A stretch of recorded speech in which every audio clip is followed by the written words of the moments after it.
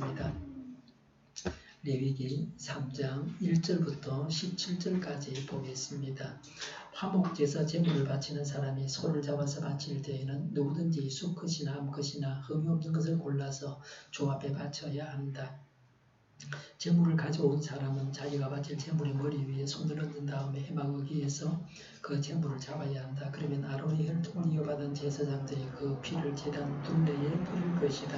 제물을 가져온 사람은 화목 제물 가운데서 내장 전체를 덮고 있는 기름기와 내장 각 부분에 붙어있는 모든 기름기와 두 콩팥과 거기에 덮여있는 허리띠의 기름기와 콩팥을 떼어낼 때에 함께 떼어낸 간을 덮고 있는 껍질을 나 주에게 살라 바치는 제물로 가져와야 한다. 그러면 아론의 아들들이 그것들을 제단에서 불타는 장작 위에 올려놓은 번제물 위에다 놓고 불사를 것이다. 이것이 제물을 불에 태워서 그 향기로 나 주를 기쁘게 하는 살라 바치는 제사이다.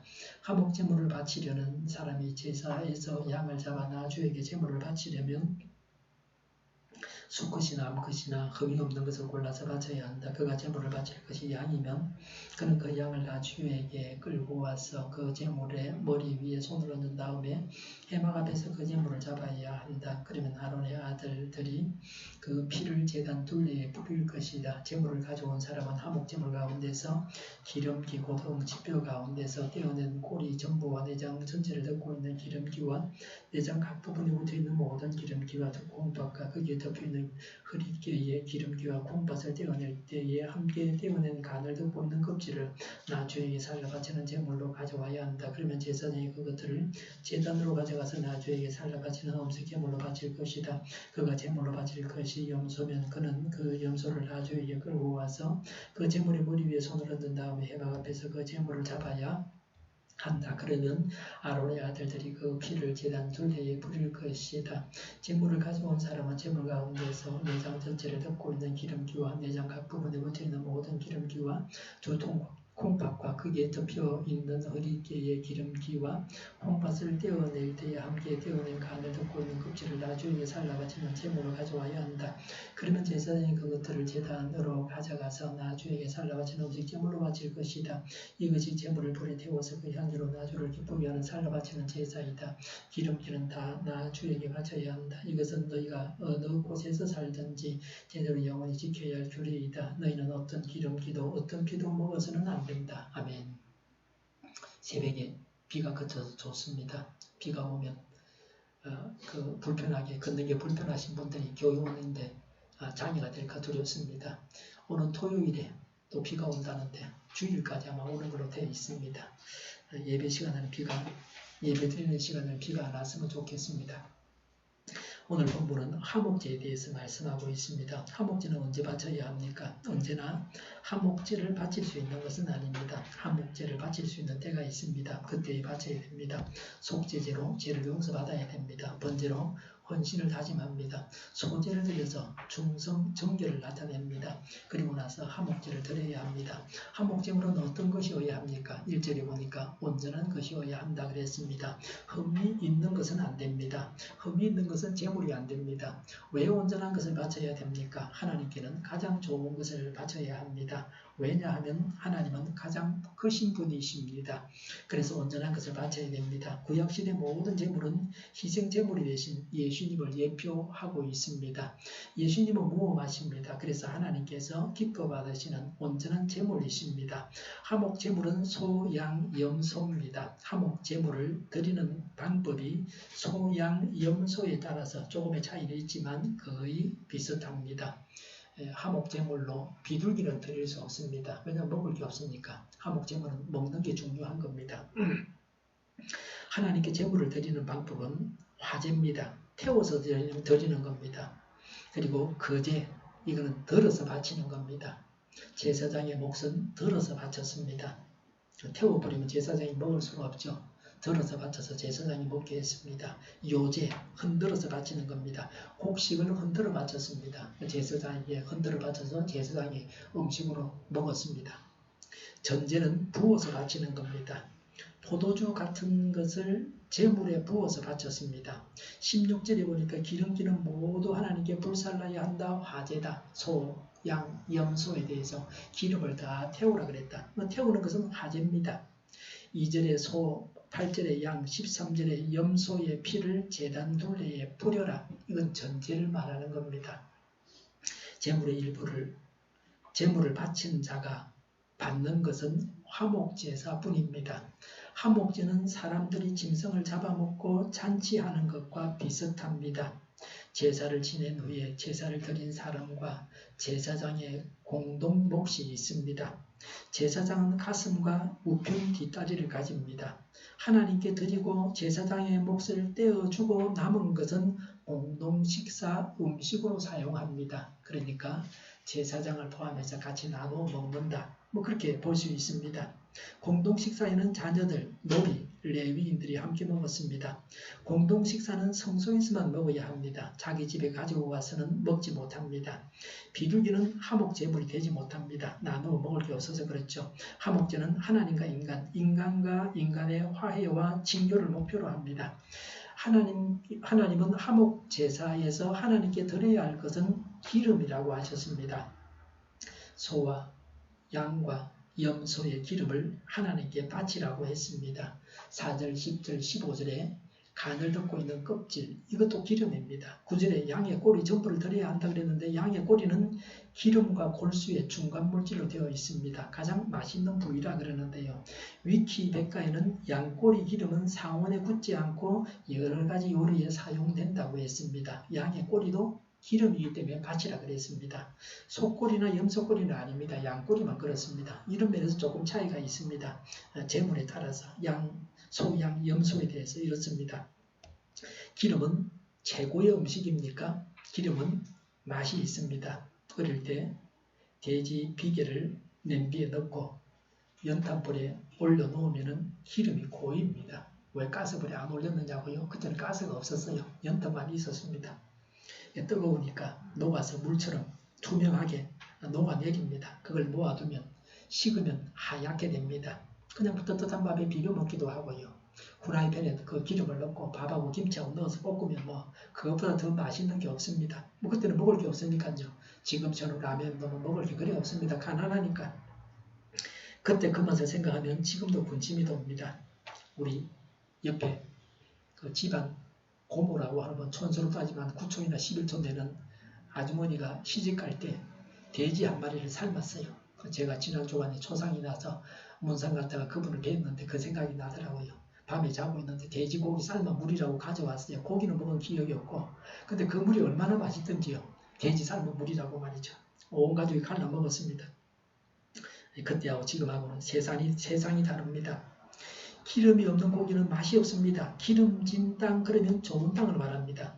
기름은 가장 좋은 부위이고 가장 맛이 있는 것이 바로 기름입니다. 그래서 하나님께 드린다고 생각할 수 있습니다. 제가 어릴 때는 가난해서 육고기는 명절에나 먹었습니다. 간혹 국을 끓여가지고 한두 점 먹는 것이 고기로 배를 채우지는 못했습니다. 거의 육고기를 먹지 못했기 때문에 돼지 기름을 먹고도 건강에 별 문제가 없었습니다. 제가 군 생활할 때 그 식당에서 밥이 나오고 국이 나오면 밑에 고기 건더기가 있으면 그날은 행제한 날이고 대체로 그 소나 돼지가 목욕한 그런 물을 먹는 게 그게 국입니다.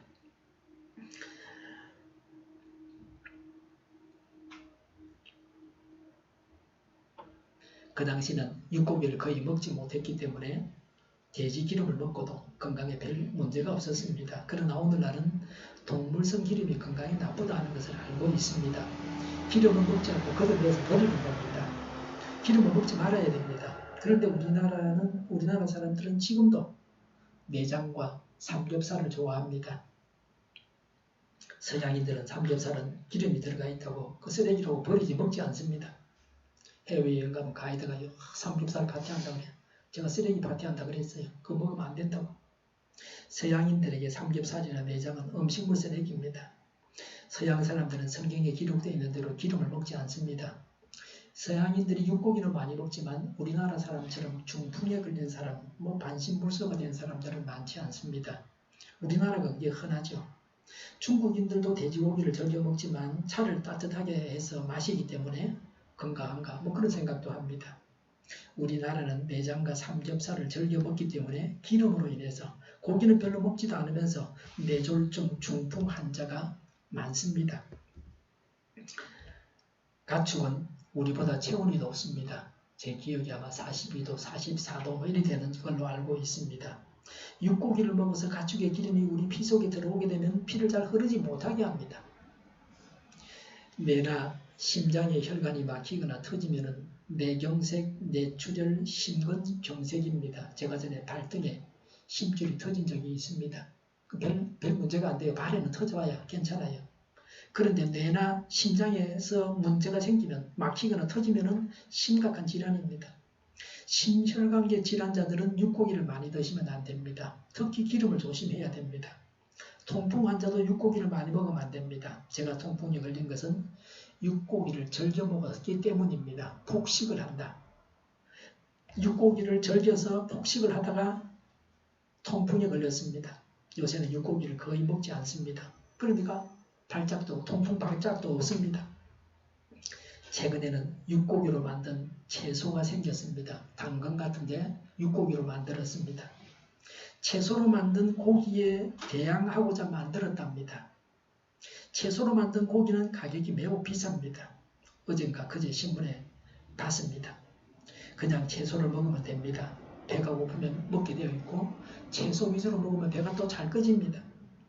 모양이나 맛은 무시하는 것이 건강에 좋고 주머니 사정에 도움이 됩니다. 하나님은 기름을 하나님께 바치라고 하셔서 우리의 건강을 지켜주셨습니다.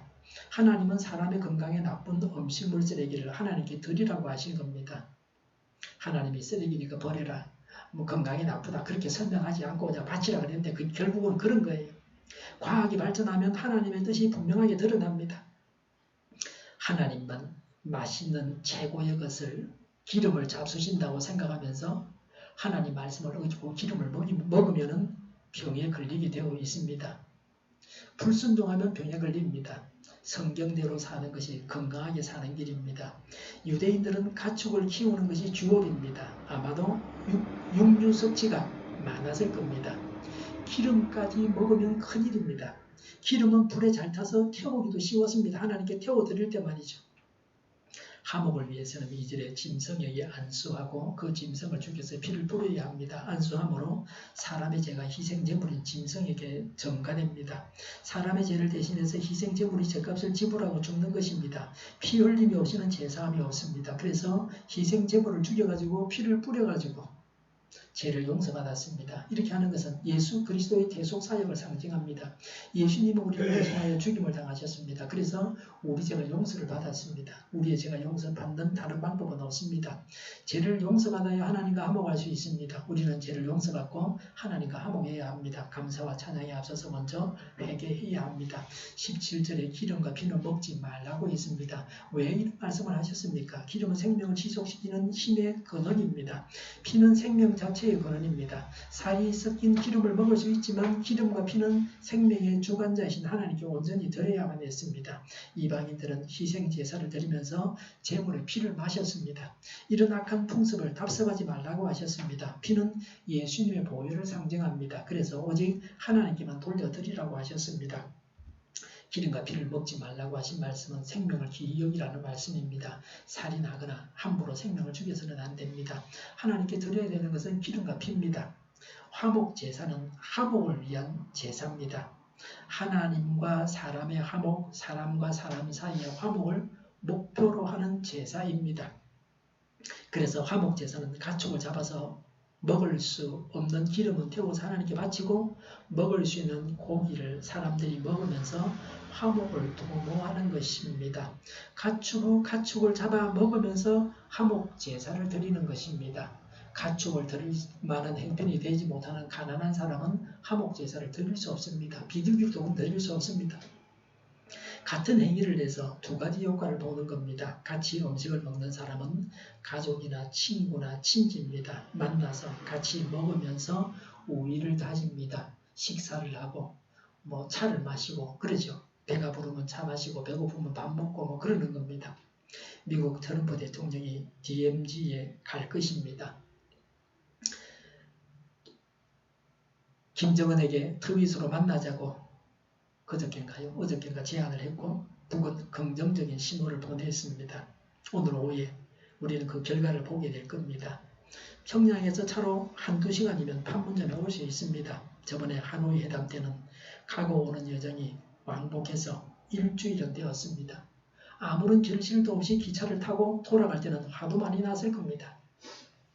투자는 많은 데 비해서 소득이 없었습니다. 망신당했다는 생각도 들 수 있습니다. 그런데 이번에는 깜짝 만남입니다. 준비가 거의 없었고 아마 만나자 그런 이유부터 아마 물밑 작업이 있었겠죠. 소득이 적어도 별로 문제가 아닙니다. 어느 쪽이든지 부담 없이 만나고 헤어질 수 있습니다. 미국 대통령이 한국에 와서 부담 없이 그냥 김정은과 악수하는 것은 나쁘지 않습니다. 인간적으로 자주 만나면 마음이 열릴 수도 있습니다. 신뢰가 쌓일 수도 있고 그렇습니다. 사람에게 만나면 중요합니다. 지금 북한 비핵화가 꽉 막혀 있습니다. 이런 지경에서 조금이라도 숨통이 트인다면 다행입니다. 예상하지 못한 기적이 일어날 수도 있습니다. 실무자들이 만나서 합의를 이루는 일이 없이 최고 지도자들이 만나는 것을 탑다운 방식이라고 합니다. 이번에도 그런 만남을 제안한 겁니다. 지금까지 탑다운 방식이었으니 그 연장선상에 있습니다. 탑다운은 상대의 실수를 노리는 만남인가 하는 생각도 듭니다. 적과의 만남은 전쟁터에서 총과 무기를 갖고 싸우는 겁니다. 죽이지 않으면 죽임당합니다. 절박하고 치열합니다. 서로 죽이려고 만납니다. 전쟁의 결과는 한쪽은 망해야 됩니다. 때로는 이긴 쪽도 너무 희생이 많아서 같이 망할 수도 있습니다. 원수를 만나서 같이 먹지 않습니다. 전쟁을 하면서 적군과 같이 식사하지 않습니다. 으르렁거리면서 밥을 먹으면 소화가 안 됩니다. 편안하게 기분 좋게 먹어야 됩니다. 같이 음식을 먹은 다음에 서로 죽이는 것은 야수들이 하는 짓입니다. 화목은 굉장히 중요합니다. 하나님과 화목은 구원받았다는 것을 말합니다. 하나님과 불화는 고통을 줍니다. 영원한 고통을 당하게 합니다. 하나님과 불화의 원인은 사람이 지은 죄입니다.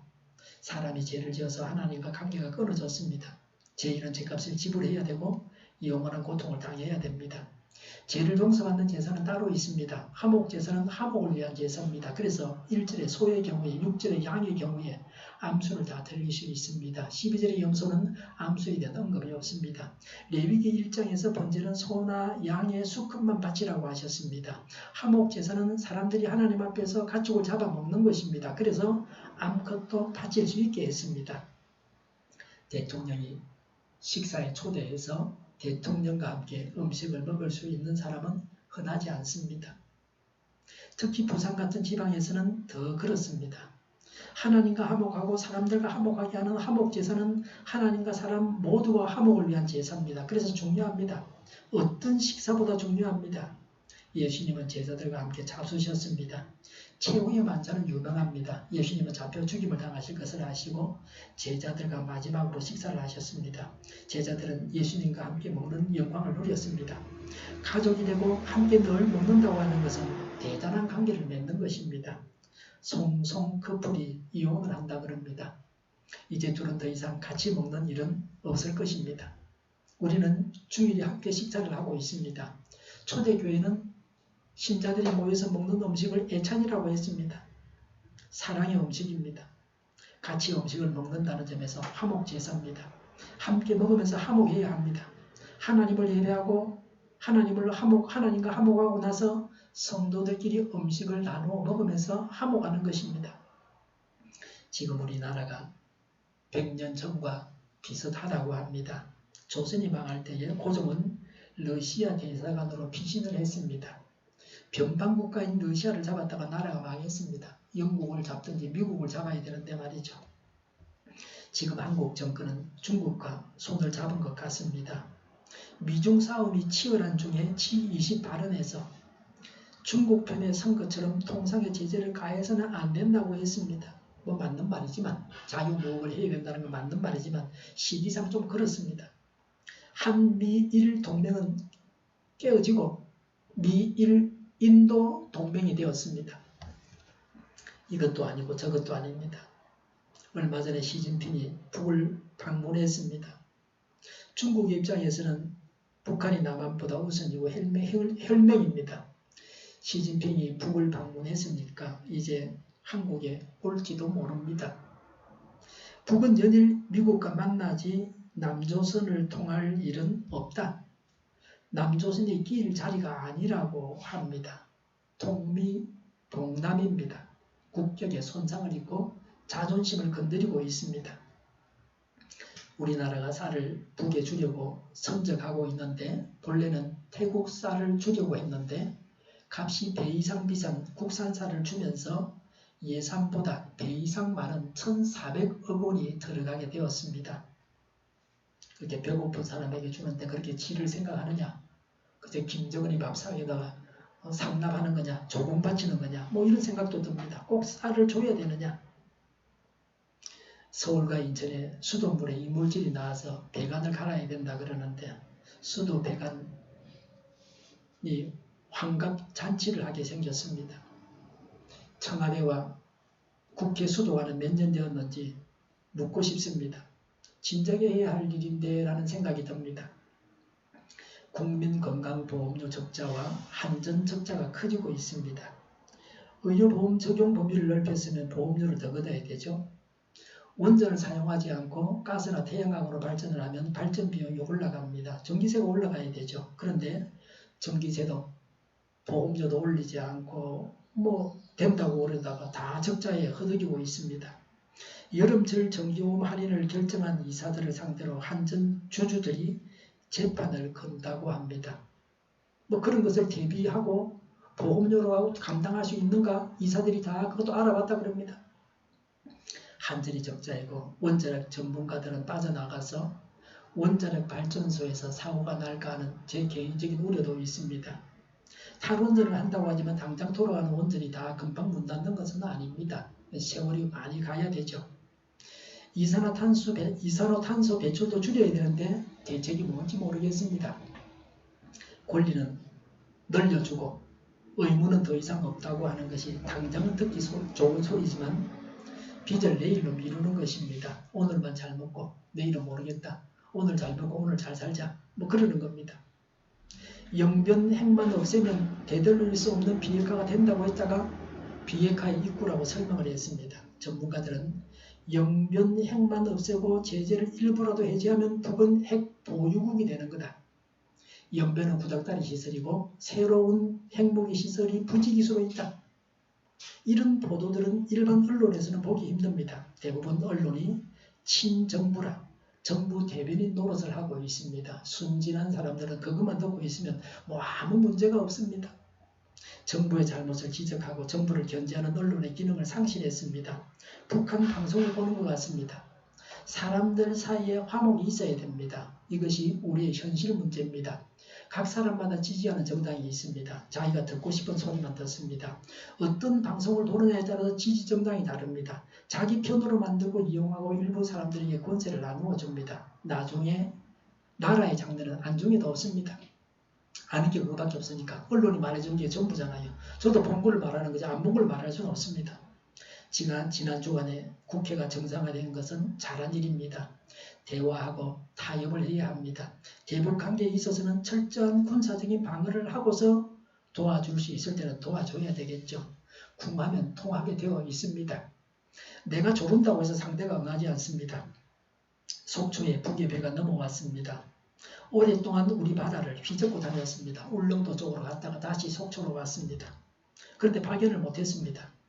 NLL 북방 한계선 인근에는 정찰기를 띄우지 못하게 북과 조약을 맺어 놓았습니다. 정찰기가 뜰 수 없죠. 정찰기가 뜨면 그건 분명히 다 발견되는 겁니다. 잠수함이 그 올려오는 조그마한 것까지 다 발견한다 그러죠. 그러니까 북의 배가 북방 한계선에서 밑으로 내려오게 되면 우리 배하고 같이 섞여버리니까 우리 배라고 생각하는 거죠. 그 북방 한계선에서 내려왔을 때 거기에서 발견해야 되는 겁니다. 근데 정찰기가 뜨지 못하니 그런 거죠. 경계망이 뚫렸다고 하는 걸 입증해 주는 겁니다. 우리나라가 무슨 힘이 있습니까? 미국이 북한 비핵화를 위해서 제재를 가해 주는 것은 고마운 일입니다. 북핵 문제는 우리 문제입니다. 북한 제재에 우리가 마땅히 동참해야 됩니다. 북의 비핵화가 안 되면 우리도 핵으로 무장해서 균형을 유지해야 됩니다. 미국의 방위비 부담도 커지고 있습니다. 트럼프는 연일 계속 돈 더 달라고 그럽니다. 핵을 가져서 대등해지면 전쟁은 일어나지 않습니다. 붙어서 이길만 하니까 전쟁을 일으키는 겁니다. 6.25 때가 그랬죠. 우리가 너무 허술하니까 밀고 내려온 겁니다. 우리도 핵을 가지면 미국에 의존한 방위는 최소화할 수 있습니다. 우리나라가 핵을 가지면 일본도 대만도 핵을 가지게 되겠죠. 강대국만 핵을 가지라는 법이 어디 있습니까? 물론 북도 없다면 우리도 없어도 괜찮은데 북이 있으니까 우리도 있어야 되죠. 서로 대화하고 타협하고 화목을 이루어야 됩니다. 그런데 말만 하면 핏대를 올리고 싸우려고만 합니다. 정당한 논리와 이치로 대화를 해야 됩니다. 짐승이 아니라 말이 통하는 사람이 되어야 합니다. 장황하게 너르만 놓지 말고 쓸데없는 말만 늘어놓아서 연막을 치지 말고 요점을 말하고 들어주고 타협해서 화목해야 합니다. 대통령이나 여야 대표들이 다른 질문들은 안 받겠다. 국내 문제는 질문 안 받겠다. 이런 말들을 하죠. 말을 하다 보니까 이런저런 비판을 듣게 되어서 질문받지 않겠다고 하는 겁니다. 어려운 일이지 사실은요. 고통스러운 일입니다. 이렇게 말했다가 저 사람이 뭐라고 저렇게 말하면 이 사람이 뭐라고 그러는 겁니다. 예수님은 질문을 받지 않겠다고 말씀하지 아니하셨습니다. 너희가 대답하면 나도 대답하겠다고 하신 적은 있습니다.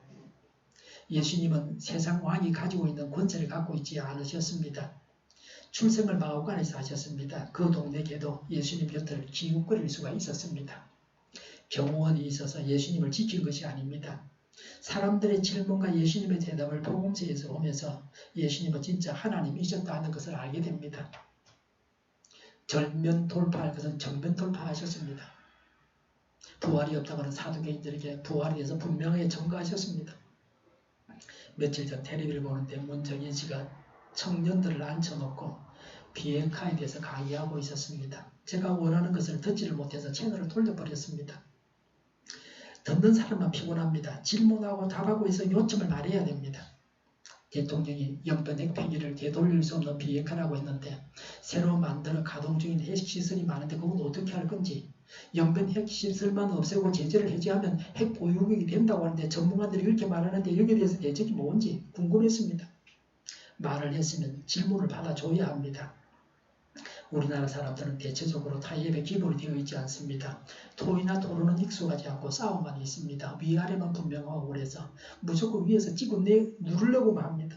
어린 게 말에 참견한다. 이렇게 합니다. 말 대꾸 한다 그러죠. 감정이 너무 쉽게 앞섭니다. 그래서 흔히들 하는 말이 정치 이야기는 하지 말라 그럽니다. 친구들의 모임에서도 교회에서도 정치 이야기는 하지 말라 그럽니다. 공개적으로 말을 하지 않으니까 모르게 되고 정치는 엉망이 되고 맙니다. 끼리끼리 모여서 쑥덕쑥덕하고 있습니다. 일방적으로 말하는 언론 보도가 전부라고 알고 있습니다. 사실인지 아무도 모릅니다. 재판이 되려고 하면 판사가 있고 원고가 있고 피고가 있어야 됩니다. 쌍방이 말을 하고 양쪽 말을 다 듣고 나서 판결을 내려야 됩니다. 양쪽 말을 다 듣기 전에 싸움이 나서 엉망이 되고 맙니다. 사실 파악이 안 됩니다. 그러니까 민주주의가 안 됩니다. 화목이 없습니다. 우리가 극복해야 할 과제입니다. 한일관계를 깨어졌습니다. 한미는 서먹해졌습니다. 누구와 가까워져야 하는가는 그 나라의 운명을 결정짓습니다. 모든 사람과는 화목할 수 없습니다. 그런데 일본은 대단합니다. 일본이 미국 편에 서서 미국이 시키는 대로 한다. 미국의 발발이다. 이런 말도 있습니다. 일본이 말이죠. 근데 중국과는 산적한 문제가 있지만 좋은 관계를 유지하고 있습니다. 중국은 어제도 사드를 해결하라고 말했습니다. 이미 한 약속 3불은 사드 추가 배치, 미국의 미사일 방어, 참여, 한미일 동맹인데 이 세 가지는 안 하겠다고 중국한테 이미 약속했다. 3불. 우리나라 주권에 해당하는 일들을 이미 하지 않겠다고 약속을 했습니다. 그러고도 많은 경제 제재를 당했습니다. 그럼 뭐라고 그런 약속을 말라 하노? 어차피 당할 건데. 처음부터 그런 약속을 하지 말았어야 됩니다. 중국이 우리나라 안전을 책임집니까? 중공의 참전으로 인해서 지금 군사 분계선이 존재하고 중국은 적대국입니다. 경제적으로 교류하고 있지만 교류가 많지만 엄격한 선을 지켜야 됩니다. 경제는 경제고 군사는 군사입니다. 안보는 안보지. 경제보다 더 중요한 게 안보입니다. 아무리 돈 많으면 뭐합니까? 나라가 없어지면 끝나는데요. 중국인의 깊은 속에는 한국은 자기들의 속국이라는 의식이 있습니다. 홍콩이나 대만과 비슷하게 보고 있습니다. 우리나라 사절이 중국에 가면요 하석이 앉히잖아요. 하목이 좋지만 밀리면 끝이 없습니다. 북한이 중국과 관계가 좋은 것 같지만 북한은 중국을 경계하고 있습니다. 지금도 북한이 미국하고 맞짱을 뜨지 중국한테 모든 걸 맡기지 않아요. 참전했더라도요. 어느 나라든지 간에 스스로 필요해서 찾습니다. 줄 것은 주고 받을 것은 받으면 됩니다. 내곡할 때는 내곡해야 됩니다. 하목제가 주는 교훈입니다. 하나님과 바른 관계를 맺어야 됩니다. 죄를 용서받아서 정결하여서 하나님과 바른 관계를 맺어야 됩니다. 타인과 사랑의 관계를 지속해야 합니다. 매일의 삶에서 항상 감사하고 기뻐해야 합니다. 우리 자신과 우리나라가 하나님과 화목해야 합니다. 우리나라 국민들 사이에도 화목이 있어야 됩니다. 화목을 방해하는 모든 것들이 제거되기 바랍니다. 우리나라와 북한과 주변국들과도 화목하기를 원합니다. 대한민국이 과거처럼 망하지 않고 흥하기를 원합니다. 지도자들과 모든 백성들이 하나가 되어서 하나님의 은총을 입어서 세계에서 우뚝 서는 대한민국이 되기를 바랍니다. 우리 모두는 하나님과 화목, 다른 사람들과도 화목을 이루어서 지금 이 세상에서 천국을 이루기를 바랍니다. 하나님과 원만한 관계를 맺고 다른 사람과도 원만한 관계를 맺어야 되겠습니다. 기도하겠습니다.